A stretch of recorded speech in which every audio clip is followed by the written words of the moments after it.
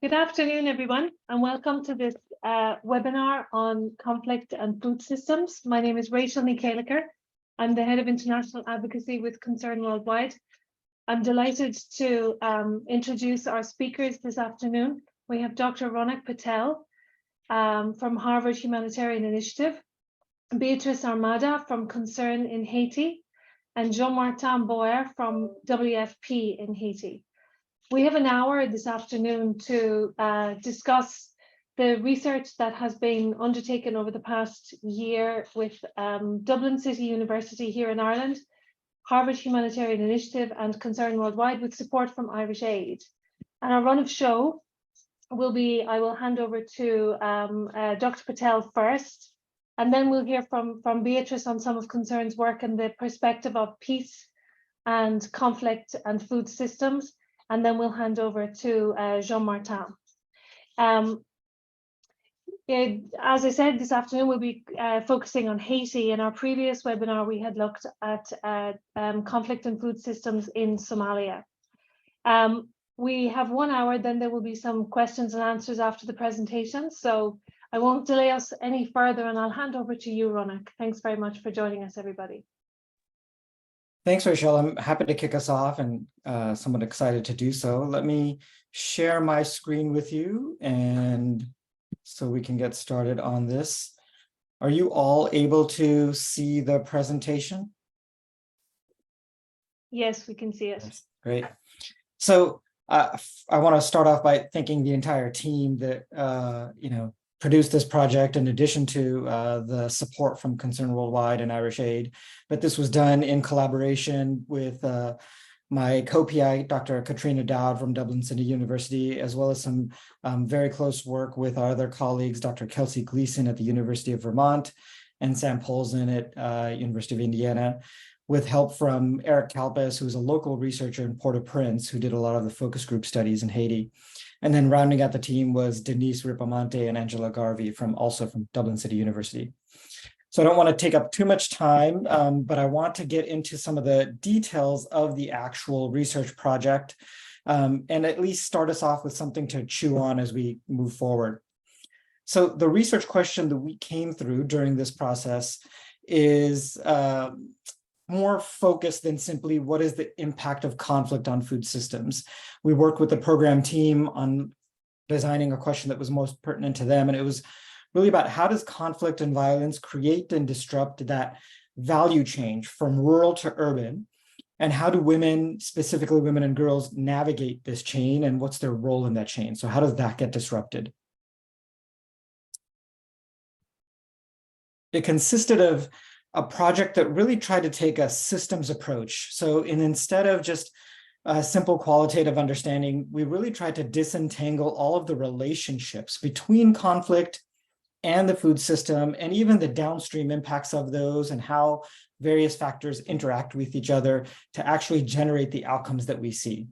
And that was meant to identify some of the specific levers for intervention. So if we could find the ways that we can make that system more resilient to those disruptions or mitigate some of those impacts, a systems approach that lets you understand that entire process, lets you do that a little better than some of the more siloed or simpler approaches. Now, this was a 5-part process. We did initially an evidence review of what was already written in the academic and gray literature on the topic, and specifically for Haiti as well. We did key informant interviews to kind of develop some of the formative ideas and inform some of the qualitative research later that consisted of the focus groups. And those were extensive with multiple types of groups, as well as representatives within the food system. So for Haiti example, it would be the Madame Sarahs that produce or transport a lot of the food from the rural areas to the urban markets, as well as people that work in some of those markets, some traders, producers, and even the people that consume the food in the markets. And then the key of this project, the part where I talk about the systems approach, the part where I talk about how we disentangle these relationships and map the system, is really something called fuzzy cognitive mapping, which Sounds a little fancier than it is, and I'll show you what that is. And you've all seen some version of this, but it's a specific methodology that lets you map out all of those factors and relationships. And then we did surveys with a large sample size to kind of triangulate all this information and verify some of the findings we were having, both from the focus groups as well as some of the key informant interviews. I want to start by showing you what this fuzzy cognitive mapping is. And again, I think you'll find some familiarity with things you've seen in the past, but it's really about looking at how factors affect one another. So the simplest one I can give you is, we know that conflict has a big impact on food security, right? And it's a red arrow because it has a negative impact. So the more conflict it is, it has a decreasing impact on that food security. Now, you can make that more nuanced by looking at it further and saying that, well, what specific type of tactic? Say livestock raiding. What that leads to is loss of livestock, less food availability, and then that affects food security. You'll notice the different colors in the arrows here. The blue denotes something when one factor increases the other thing. So livestock raiding, blue increases livestock loss, which then decreases red food availability. And these can be even more complex. So here's the effect on livestock prices. It's not just, one linear impact. Some of these have, feedback loops. And so you can look at all these other factors and bring in other things like violence against civilians, leading to forced displacement, leading to abandonment of agricultural land. It lets you look at multiple processes rather than simply looking at one chain of events. Now, I want to warn you before I show you the next slide. This is the map that we developed for Haiti at the end of the project. And it's not meant to overwhelm you, but it can be overwhelming. And I want to preface it by saying this was almost the simplest map we could make, given the richness of the data that we received and the various types of perspectives we gathered throughout the research process. But as you can tell, it's complex. And as I said, this was the simplest map we could make. And you're not meant to be able to understand this map so easily just from this presentation. I encourage you to follow the links to the reports where you can look at this in more detail and then, explore it further. But you can see all of the factors that came through that literature and the focus groups and the surveys that we had to try to put into the system and understand relationships among them. The other thing that you can't tell from looking at this map is these arrows, the blue and red, you could imagine they have different strengths to them, right? Whereas a roadblock might have a very strong impact on mobility. And so the impact and strength of that arrow may be 100%. Whereas the impact of something like forced displacement on abandonment of land may have impact, but it may be a lesser impact relatively. So each of these arrows actually has a quantitative weight to them. So it's both qualitative in understanding these relationships, but very quantitative in the strength of those relationships, which lets you do a lot more study in understanding how to impact resilience of these food systems, food security, and then mitigate those by trying to decide where you might want to put your resources, by trying to do a scenario plan, understanding these relationships, how the quantitative weight plays out in those relationships, and what you might do to have the most impact. I just want to get into a few of the things that we found by interrogating this and exploring this further. And I'll go back to these maps and scenarios in a bit. But one of the things these types of maps lets you do is this type of nodal analysis. And I don't want to spend too much time on this slide. It's a smaller part of the research project, but it lets you see some of the power of this tool. So instead of just looking at what factors are there in their relationships, you can look at how central certain nodes are and how important they are to the impact on food systems and food security. So market activity was obviously understandably big. It's a huge part of the food system there. Armed conflict, understandably, because that was the focus of our project. But other things like movement of goods, the livelihoods that generate some of these food systems, and mobility outside the home, those came through as well. And you can see how central they are in the system by doing an analysis on this. You can also look at each of these factors in their own. So you can look at Madam Sarah victimization and all of the impacts that has on the food system. You can also look at that main market because it was such a big part of that food system and see all of the impacts that it has on that system. And you can see these arrows to secondary sale of goods or access to finance, things you might not obviously look at in a single type of research study. And then even movement of goods, all the things that affect the movement of goods, in addition to all the things that, all the things that movement of goods affects, food spoilage, the market activity, and then all of the things that affect the actual movement of goods. So if you want to go backwards in this causal chain, a map like this lets you follow that causal chain backwards to see where you might want to intervene. And then getting into the actual findings of the research project, we can look at the findings and we tried to come up with a way to show this that was give it all together. And now what I'm going to talk about are not the final research outputs. Obviously, you can work with this project and the data that's available and come up with some more insights. But we found 3 types of findings. So some findings from looking at the systems approach that show you how things are connected, complex interactions between factors in the food system that wouldn't be so obvious if you hadn't done such a complex mapping approach. Cumulative issues, successive repeated exposures to certain things, distortions and disruptions that have an intensifying impact on the food system. So it's not singular, but their cumulative nature has a big impact. And then compounding, things that amplify those impacts in ways that, multiply far greater than you would imagine as singular impacts. So one of the first was imports, inflation, and local food. And we could understand that, right? Inflation obviously would increase the cost of food and reduce the ability to access food.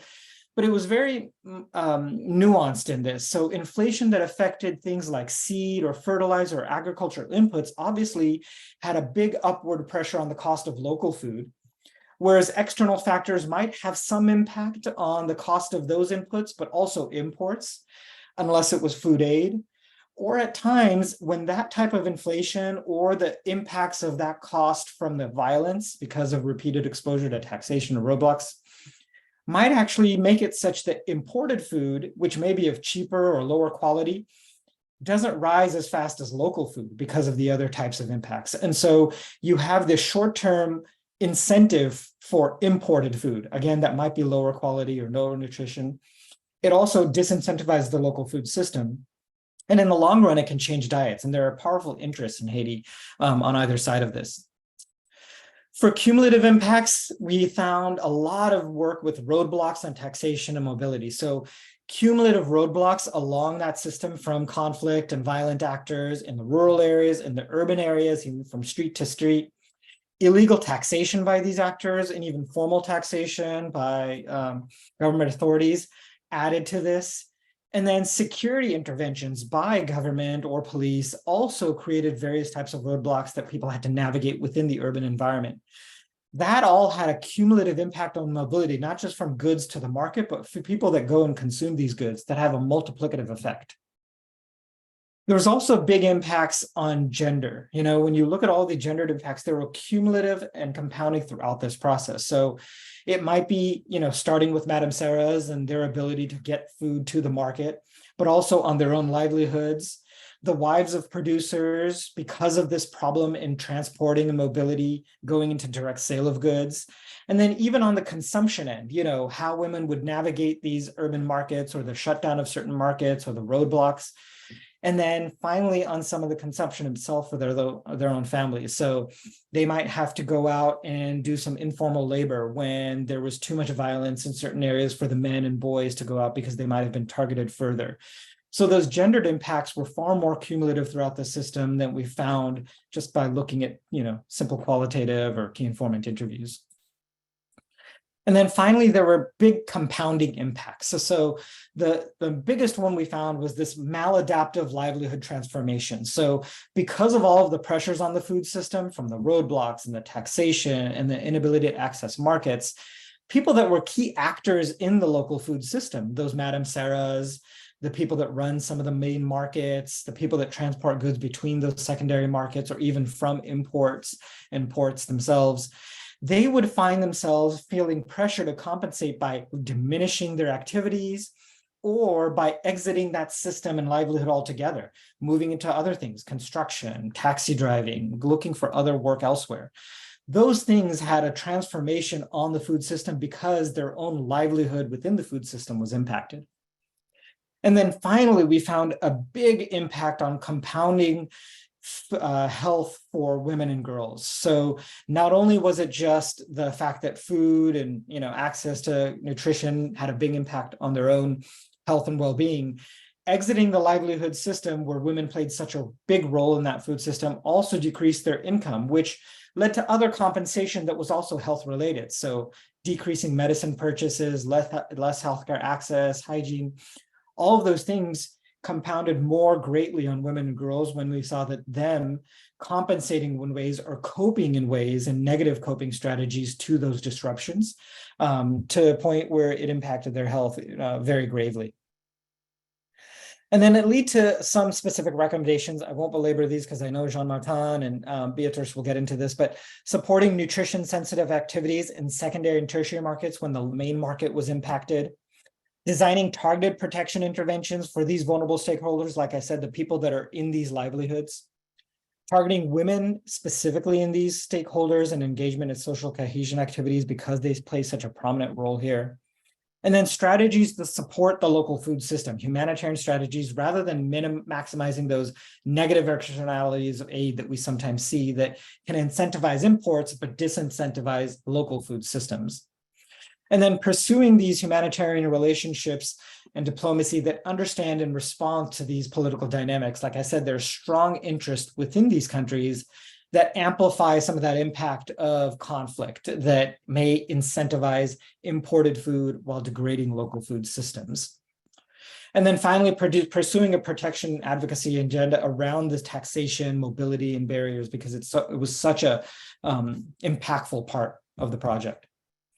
And then finally, I'll leave you with this, again, not to for you to dig in deeper, but what another powerful part of this tool is you can do some scenario planning. Say you impact one of those factors in that very complex map that I showed you. It can show you what all of the downstream and impacts of that are.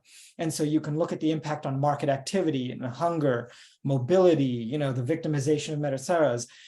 You can look at all of these impacts by planning your policy and program effects so that you don't cause other negative externalities or unintended consequences, and actually quantitatively see the value of your impact and then be able to choose what you might want to do. And so this is what happened if armed conflict were reduced by 20%, but that might not be something so feasible. But what about reducing roadblocks by 20%? You can see improves in food access, that's a lot. You can see good improvements in movement of goods.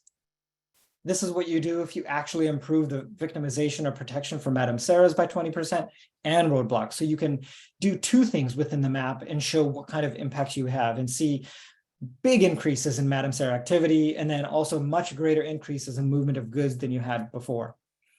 So I know I've given you a lot to chew on here, but I hope it helps start up the webinar on a good foot. And so I'll leave you with that, but thank you for the time. Thanks very much for that, Ronak. That was really interesting. And for those that are asking, the links to the reports are in the chat. And the recommendations that Ronak referred to, there's 6 recommendations on the Haiti report. There's broader recommendations in the synthesis report, which comes in the pack with Sudan, Somalia, Haiti, and the synthesis report. So picking up on some of the points that Ronak covered there, particularly around looking at the negative externalities around conflict and food systems and working with women and protecting and strengthening social cohesion. I'll pass over to my colleague, Beatrice Armada from Concern Worldwide. So the floor is yours, Beatrice. Thank you. Thank you so much, Rachel. So as you were saying, my name is Beatrice, and I'm a project manager in Haiti. I work particularly in peace building and in empowerment of youth, the empowerment of women, and their participation and their development as well of peace building strategies. We work with reinforcing women and youth's leadership. We work with the reconstruction, collective memory, with community mediation, social accountability strategies and such, to be able to consolidate peace in communities. So building off on the first presentation, I'm gonna take a bit of a magnifying glass and speak more precisely about the impact of the conflict, especially that it has on youth and women, the links to the food system, and also a little bit about factors, about strategies that we believe can have positive outcomes on food system and also in general in conflict. So first of all, in terms of the impact that conflict has, especially on youth and on women, it's important to note that conflict has an impact on all aspects of life. So conflict impacts their access to basic services, such as water, such as electricity. It has an impact on access to education. It has an impact on access to livelihood. There's also an impact in terms of movement, and this particularly has a particular effect and an impact on youth, because youth are often more at risk when they move from one area to the other compared to other age groups, because they're often associated with links with certain armed groups just because they live or they come from a certain area. And of course, conflict has, this is why we're here today, a huge impact on food, as we just saw, and in a great level of complexity. This affects young people's and women's access to food. It affects stocks that are available in community. It affects the resources that they may have to get food, in terms of economic resource, in terms of even, again, being able to move, to be able to get food, and in terms of the risks also that they are exposed to while accessing food. This is especially true, as I was saying, for young women who have, again, as the research showed, there is a cumulative effect, there's a compounding effect that heightens risks for young women and for youth, especially so because they are exposed as young, as a young person, as women, and especially people that come from areas that are particularly affected by conflict. They have a cumulative of risks that they are exposed to.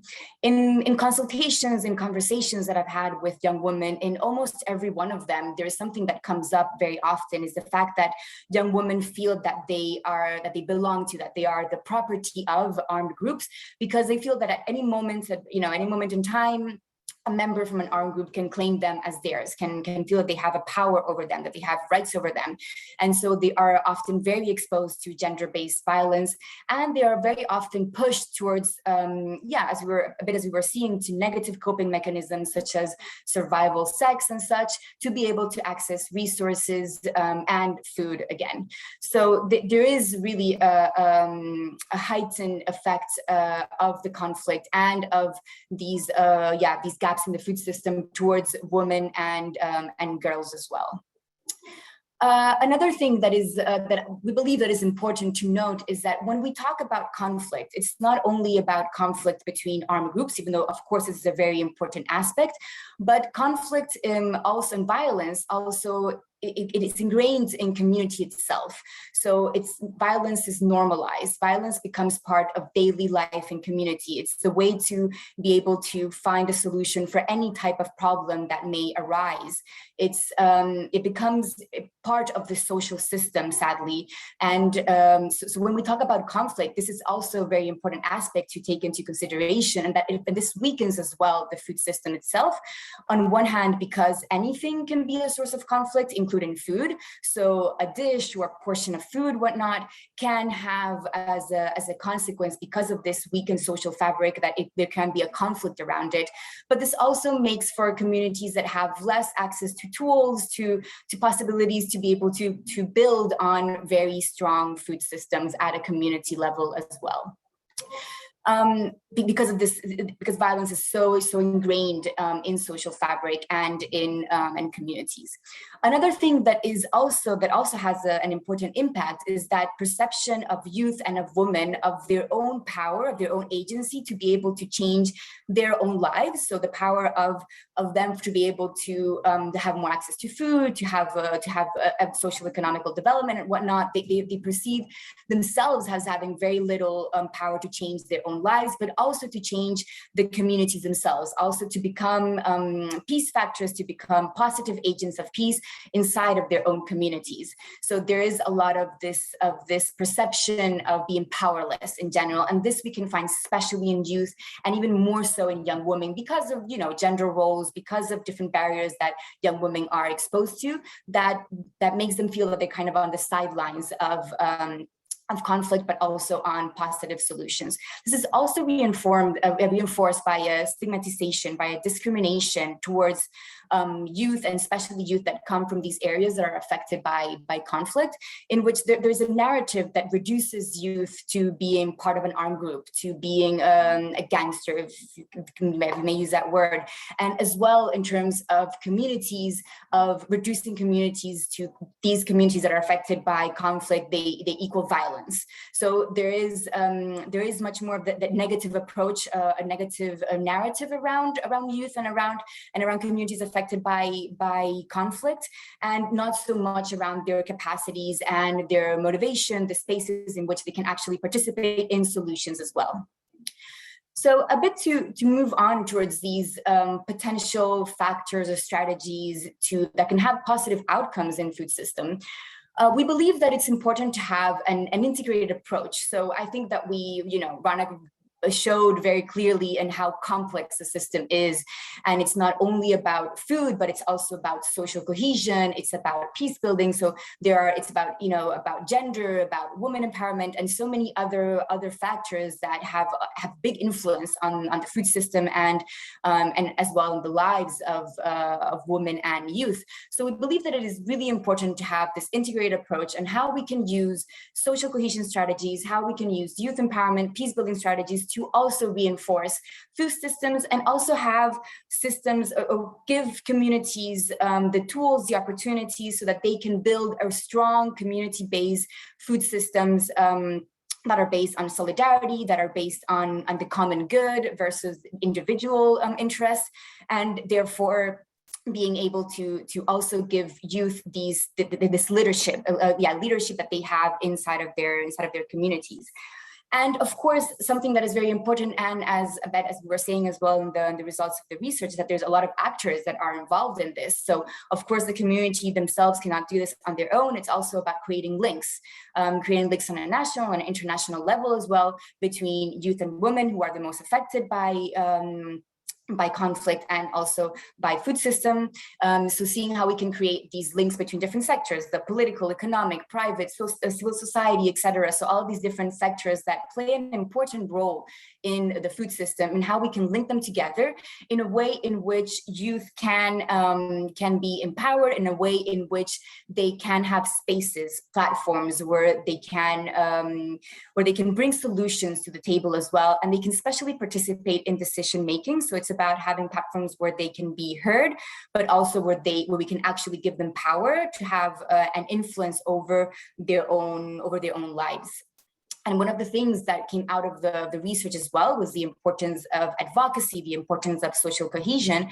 So we believe that in terms of advocacy, it's really important to create those bridges to be able to face the different gaps that we see between all of these sectors. So create bridges between all of the different actors that play different roles in the food system, and to do this in a way in which we can really give a voice and power to youth and women, which we believe have a tremendous potential to become peace factors in their own communities. And it's also about having platforms and having spaces where youth can lead social accountability processes, where they can participate in civic spaces, and therefore they can lead with these different sectors proposals, strategies to face all of the different impacts of the conflict, and as well of the gaps and issues around food system. So just to conclude, for us, it's really important to see how we can how the conflict has real human impacts on youth, on women, and how we can bring all of these different factors together while valuing youth's role as agents of peace. And this is what we're trying to implement in different projects that we implement here in Haiti. And again, is about seeing how we can break this cycle of hunger, break this cycle, through social cohesion and through youth leadership. Thanks a lot. Thanks so much for that, Beatrice. I think it was really important to hear that perspective, particularly for a country like Haiti that often gets a huge amount of bad press, where people feel it's not possible to work. I'm going to hand over now to Jean-Martin from WFP, who's going to explore how WFP navigates the context to deliver assistance and support communities. So the floor is yours.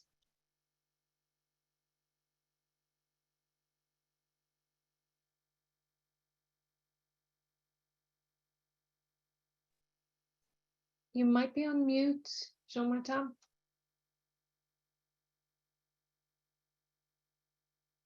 Slides, please. Perfect. Looks I like, can hear you now. yeah, you can. Look, I'm calling from the Northwest morning. I'm afraid the connection might not be the best.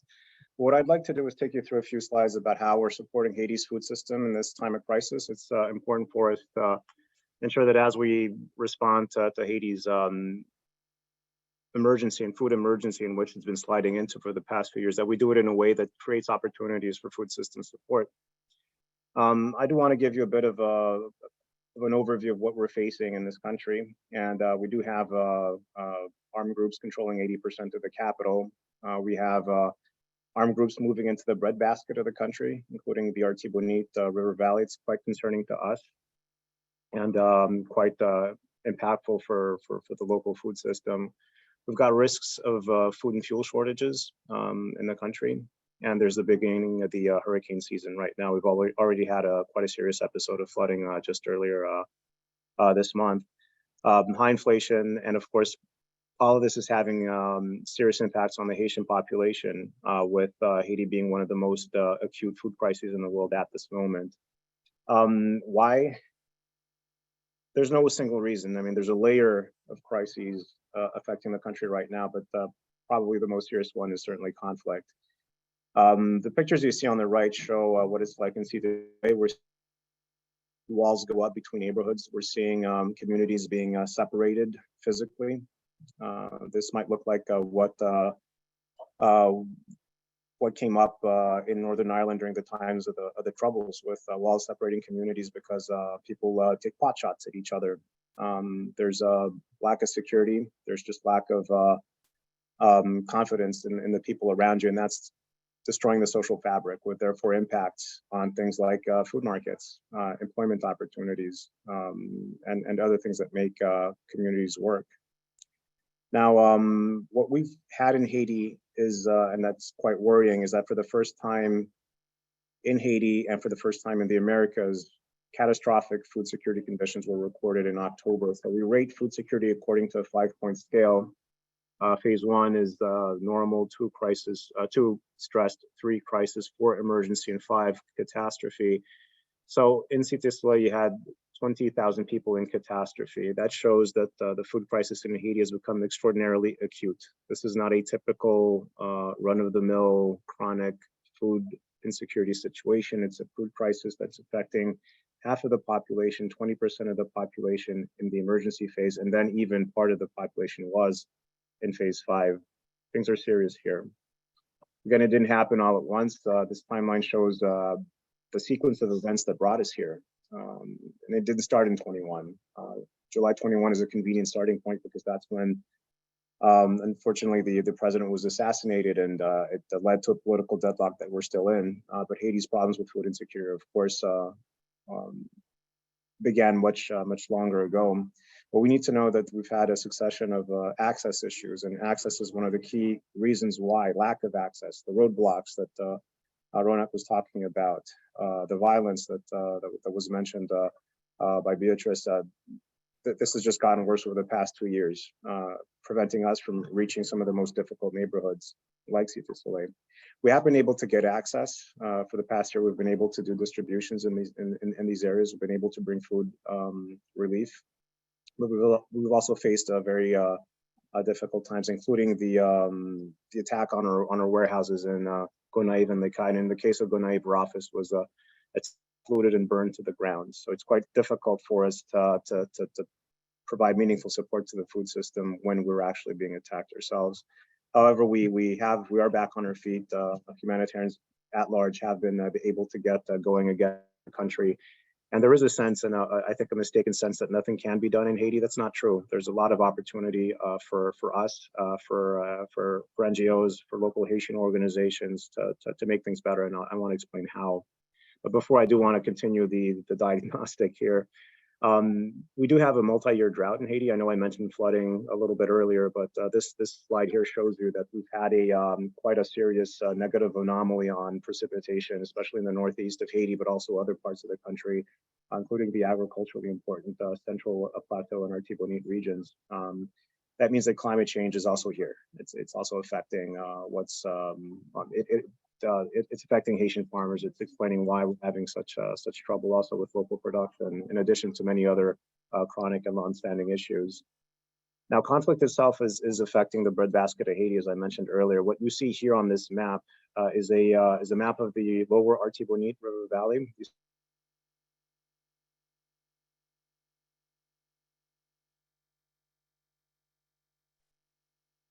I think we've lost you, Jean-Martin. Just bear with us, please. We'll see if we can get him back. And we estimate that this is at least 5,000 hectares of prime farmland that's been not cultivated because the armed groups are there, because farmers aren't able to go out. They're not able to tend their crops. They're not able to go to the market. The key market in the area is Lister here in the north, and also Pont-Sondé. Both of them are on the map. I'm not sure. Yeah, I can point them out right here. There's this market in Lister and in Pont-Sondé. These are not accessible to farmers anymore because they're at risk of being kidnapped, extorted, and even becoming victims of violence themselves. And all this has completely disrupted the breadbasket of Haiti. Now, the result is that, again, this is one of the worst food crises in the world. Haiti has 18% of its population in IPC phase 4 emergency. That's second only to South Sudan and ahead of places like Afghanistan and Somalia. I really want that to register because it shows how acute the situation's gotten. In terms of raw numbers, Haiti's got 1.8 million people in IPC 4 and above. That's, again, categorizes Haiti as the 7th most serious food crisis in the world. So we're right up there with, again, the more acute situations in the world that not necessarily getting the attention that we'd require to make things better. And the conclusion has been that right now we've got almost 5 million people requiring food assistance in this country, and they're everywhere. I know I just mentioned urban Port-au-Prince, I mentioned Cité Soleil, but the entire country is facing a crisis. We've got areas outside Port-au-Prince that are in phase 4. You see them in red. You've got areas in other rural areas that are in phase 3, but you have no more areas in Haiti that are in phases 1 or 2, because the situation has just gotten worse and worse. And in fact, if you compare what's going on now to analysis that took place over the past few years, the number of people in acute food insecurity in Haiti has tripled since Hurricane Matthew. So we're, again, in a long-term steady deterioration, and this country, again, is sliding into this food crisis. So this is the analysis, but I want to tell you it is possible to implement it. It is possible to do things to help the population, and it is possible to support the food system in many different ways. And I'd like to give you a flavor of that in the second part of my presentation. We have been able to reach 1.3 million people already this year in 2023 with essential food assistance. We're on track to meet our target of 2.3. We've been able to implement 40 million worth of distributions in the country since the start of the year. And also, we've been able to beat back the most serious food insecurity conditions. There was IPC 5 in Cité Soleil late last year. We no longer have that, according to the government statistics issued in March.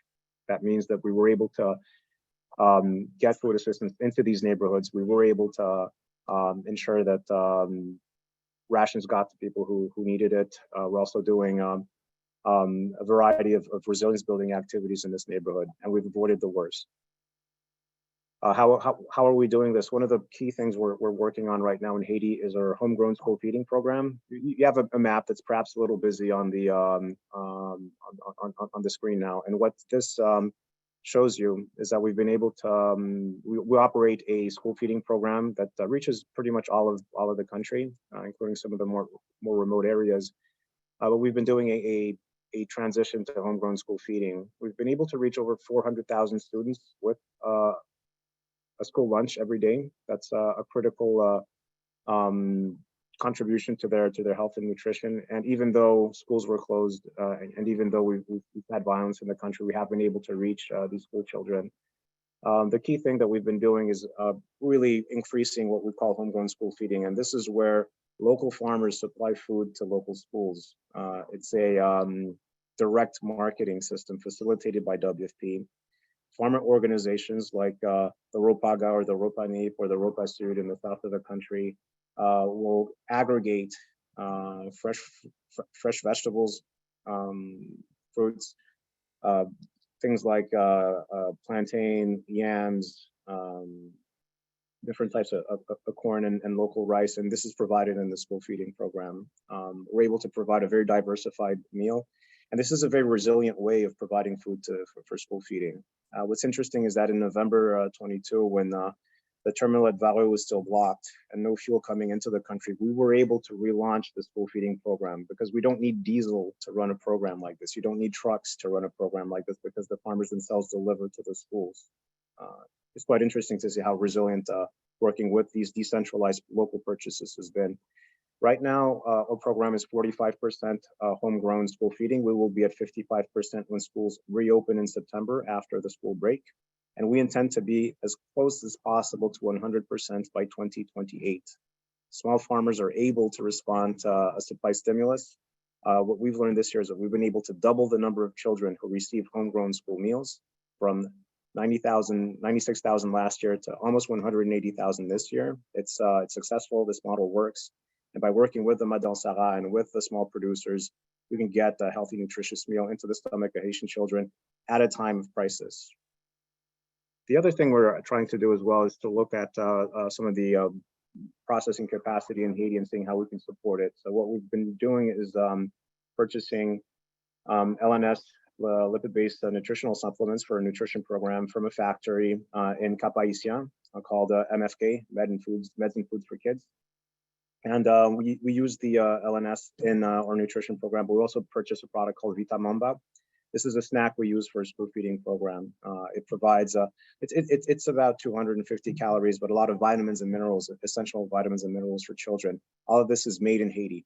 It's quite difficult for MFK to keep going in this context. It's hard to get, well, electricity is a challenge, fuel is a challenge, sourcing food is a challenge, but they're able to deliver, and we're quite proud of this partnership with them to keep our supply chain as local as possible during this time of crisis. To give you an overview of the quantities we've purchased, I mean, there's an upward trend in local procurement for WFP. We were able to do more than 2,000 tons last year. This excludes the decentralized local school feeding projects. These are tenders that we run. You might think that 2,000 tons is not that much, but it's 10 times more than the brewery. We're quite committed to local purchase, and again, we see in these numbers that there's the capacity to increase the quantities we buy locally by giving again an opportunity for local producers to contribute to our programs.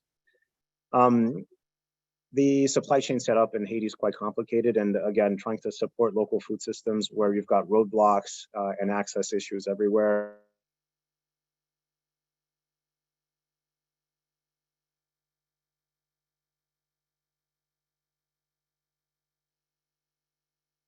We've lost you, Jean-Martin.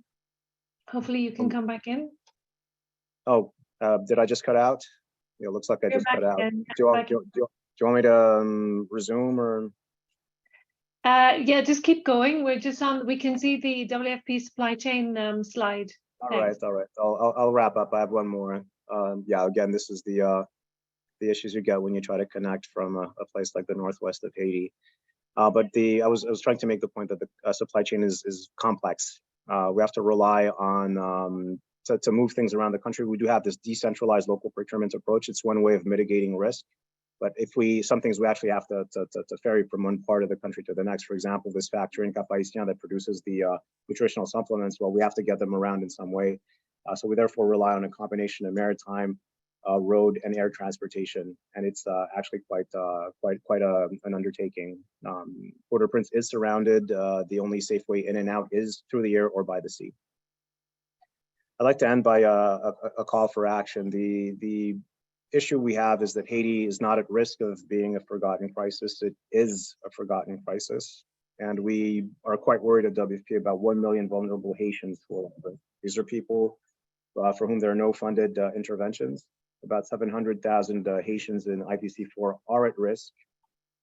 We have our school feeding program, which is not fully funded. If we don't get more funding, 200,000 school children will not have a meal in September, and 100,000 people benefiting from our resilience programs. These are programs where we improve local irrigation, water management.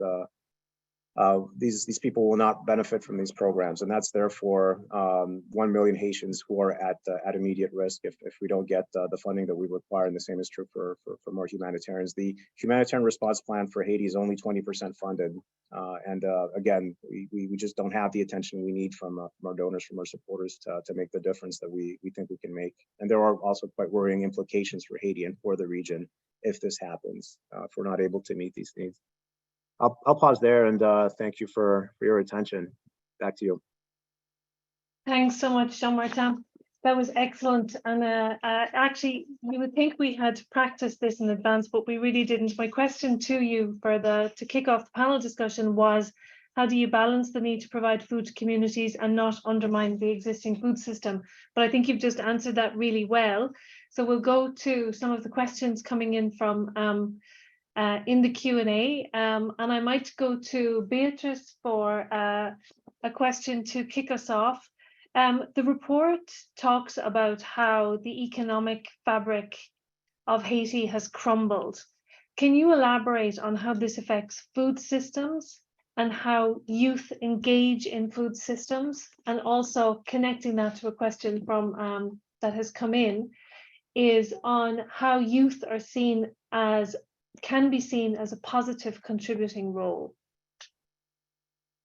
Thanks, Beatrice. Thank you, Rachel. So I'm going to start with the first part of the question.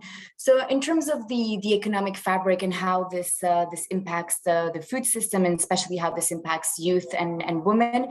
So the first thing is that, of course, the fact that there is a weakened economic fabric impacts youth in terms of their livelihoods.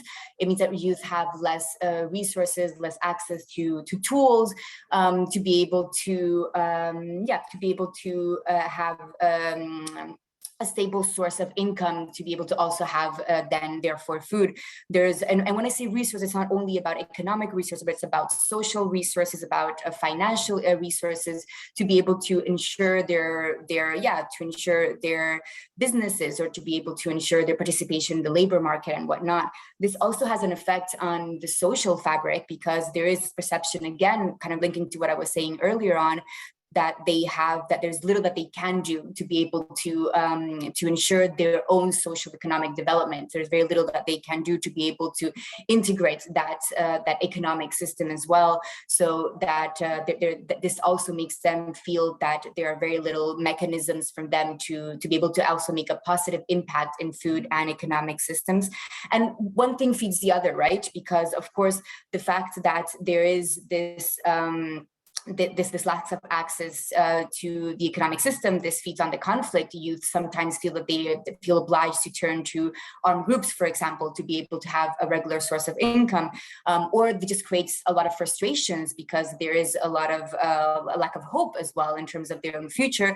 And this in turn, of course, feeds the conflict, and the other way around, the conflict also feeds this weakening economic fabric. I think we've clearly seen that in the research that Runak was explaining to us early. And it also means that a lot of the youth, a lot of women have perspectives that are very oriented towards migration, towards finding other contexts in which they can fully develop themselves, and not so much inside of their communities, leaving as well a gap in terms of leadership, in terms of being able to lead a development process in the future.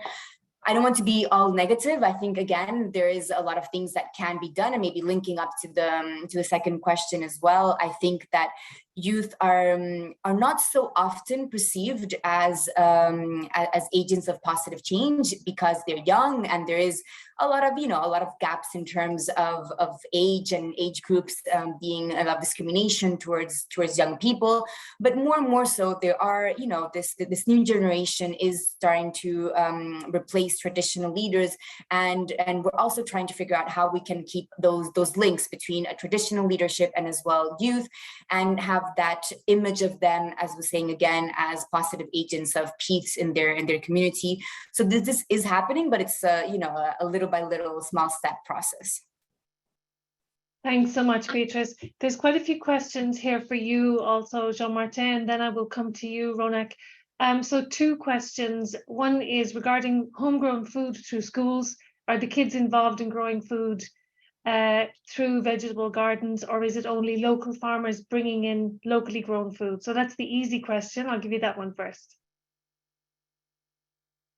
Look, this is local farmers. We work with thousands of local farmers to provide food to the homegrown school feeding program. And again, they've got a great capacity to respond. The farmer group I met last week in Jeremy, they were provided 400 tons of food all of last year to the school feeding program this year, and we're not done. They've already done 700. They're doing great. The kids in some schools, we do work with our partners to make sure there's a curriculum where they learn about farming. But that's not meant to supply the school feeding program. It is the farmers themselves. Great, thank you for that. And a second question, there's actually about 5 questions for you, but we won't get through them all. But this one is towards making the delivery of food assistance and other forms of humanitarian action more responsive and accountable to communities in need. What participatory feedback or complaints mechanisms have proved most effective? And the second part of that question is, at community level, are the diversions of food aid or cash or force sharing challenges that you face? Have you got that? I got it, yeah. So there's a question about feedback and consultations at local level. And what we do is make sure that we have sub-offices everywhere in the country. We're quite proud of our deep field presence. That means that we're close to the local actors. We work very closely with local NGOs. We work very closely with people making decisions in the field. We're also, I mean, I don't want to get into too much detail right now, but the what helps us most is the fact that we're there every day, that the farmer groups know WFP staff directly and not just our implementing partners, that there's this relationship in place. Of course, we have systems like hotlines and ways people can reach out to us that are through the telephone or internet. But the best thing we have going for us is we have 270 people working, Haitians working for WFP in Haiti. There are also a few internationals, but we've got a good group of people, 50% in these 5 sub-offices, going around talking to folks, undertaking community consultations. I talked about a resilience program. Before we do anything in a community with the resilience program, there's an intensive process about community mapping, understanding what the aspirations of the community might be before any decisions are made with them on making an investment. Now, perhaps on diversions, look, we again have good systems. We're reliable. We're known as a reliable partner here. We have most of our food is again tracked through a commodity tracking system. We have opportunities to bring up complaints should they arise. We're quite strong at that. We do a lot of cash-based interventions in Haiti. That's quite impactful. Since the start of the year, we've done more than $25 million worth of cash-based transfers in Haiti. We're #1 in doing this. We're also #1 in making sure that we detect issues and deal with them quite quickly should they happen. So I think we're on top of the ball. It is quite complicated to work in Haiti. We do face access issues. We are in an environment where there is violence, where we are targets of violence. Everything works perfectly. I'm not going to pretend that, but we do have strong systems in place to make sure that food gets to the people who need it. And the statistics that we have prove that beneficiaries have much better food consumption, or much better off after receiving assistance. And that tends to show that people are benefiting from what resources we do provide. Excellent. Thanks for that, Jean-Martin. That was there's some very tough questions in the chat, so I'm trying to filter them through. So Ronak, I'm going to come to you because I know we're out of time in about 5 minutes, but this is a really interesting question. In the research, do you understand any major difference between issues of violence in Haiti versus violence in Somalia and how it impacts on the food system? Actually, that's a really good question. And I know this webinar is about Haiti, but it highlights some of the differences and findings that can be emphasized even through what Beatrice and Jean-Martin were just talking about. So, you know, I'm going to link it all together. So the question about the economic systems that Beatrice was talking about and how those are impacted and how financial flows are impacted. And then all of the ways in which Jean-Martin talks about taking this multi-pronged approach and the areas where he talks about lower production in agriculture because of water and drought, or when warehouses themselves are attacked, or even transportation, the supply chains, and thinking about fuel. Many of those things have intersections with an infrastructure of financial and government actors that need to support that, right? Whether it's physical things like rebuilding and supply chains for materials and roads, to things like subsidies or loans or risk transfer mechanisms and insurance. There are things within the financial system that impact some of those economic flows at all of those points in the system, and a mapping exercise can help you kind of do that. So when we did the Somalia study, as opposed to the Haiti study, we did see some differences in areas where, and I know that there's some reproduction of state kind of authority by local gangs in Haiti as well, but within Somalia context, that's a much bigger aspect, right?